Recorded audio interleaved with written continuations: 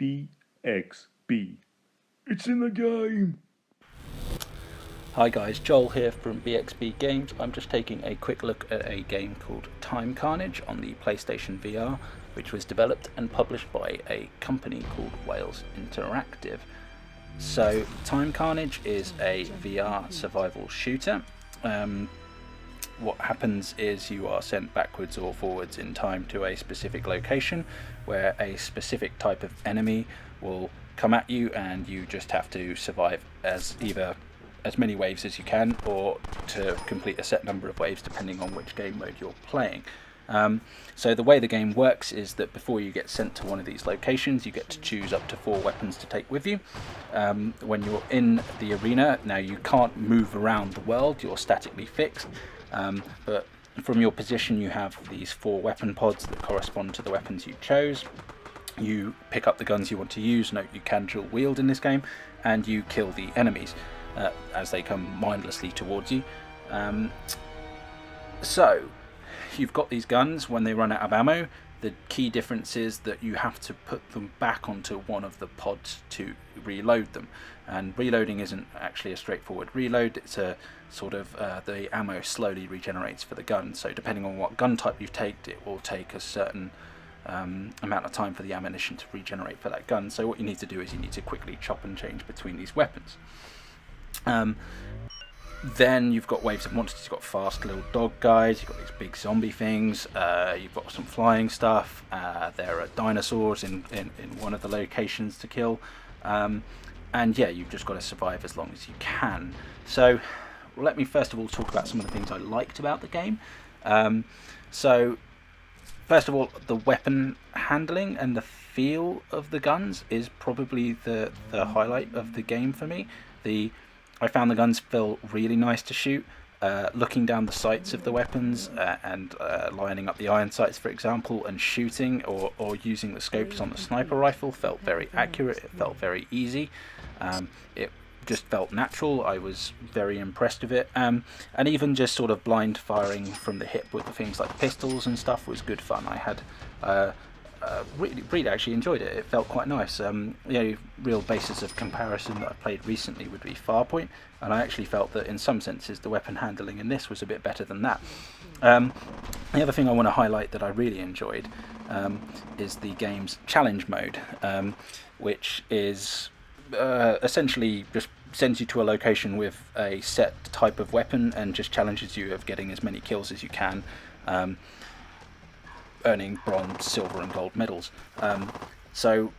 Well, those are the 2 things I most liked about the game. What I didn't like, let's start first of all with the campaign and the arcade modes in the game. So campaign mode is, I'm not even sure how a game like this really needs a campaign, but it literally tries to give you some story, sends you somewhere, and you have to survive 10 waves in each location. It gets boring very quickly. The most irritating part of campaign mode is that you need to persist with it, because it's the only way that you can unlock new levels, monsters and guns, or challenges to play in the game's only fun mode, which is challenge mode. Arcade mode is the same. Whatever you've unlocked, you can just play against endless waves of enemies to try and challenge yourself. So there's not really too much I can say on that. The other thing that really irks me is the weapon swap system. So I've talked already about how I thought the guns had a real nice feel. So swapping weapons between the pods or trying to pick up weapons can be infuriatingly difficult. So I tended to find that the leftmost pod and the rightmost pod are quite easy to get your guns from. It's the 2 inner ones that are really hard. I often found that I'm trying to grab a gun, and this is kind of I've just thrown a pistol down because I've got loads of other enemies, and I'm trying to grab another gun, and it just won't let me pick it up. It's either missing, it'll pick up the gun I've just put down that's got no ammo in it, or it'll start swapping the guns between my hands, so it's doing everything I don't want it to do, rather than what I want it to do. So that's really frustrating, especially considering how I thought the weapon handling was so good and the sort of accuracy of shooting the guns. The other thing that's the graphics. I need to talk a bit about the graphics. Now, up close it looks kind of nice, as in if you look at your feet or if the monster's right next to you. So for example, the raptors looked really nice in the sort of prehistoric world, but the text in the game is illegible. Like from the main menu, you can barely read. There's sort of little flavor text to try and give you some idea about what the campaign missions are about or set up things, and it's almost impossible to read. You're really squinting. You'll find yourself leaning right forwards trying to see what it's about. Honestly, it's awful. They really need to do something about that. The other issue with the graphics is sometimes the colours feel quite washed out, and this is really noticeable on some of the sniper scopes, really. So you're looking down the scope and you really can't distinguish the enemies from the background. It just turns out to be really washed up and muddy. So yeah, they could really do with some subtle improvements there. So I'll better wrap this up kind of now. The game, it's simple. There isn't too much there. I mean, like I said, I found the challenge mode fun. The campaign mode I found dull. I didn't find the arcade mode that interesting. Now the campaign mode is long. There is I think 4 campaigns of 4 missions each. I didn't have the patience to persist with it per se. It was just too boring for me. And like I said, the frustration is that a lot of the fun parts of the game are locked behind you actually completing some of those missions. So that's pretty annoying. But like I said, I did enjoy the gunplay.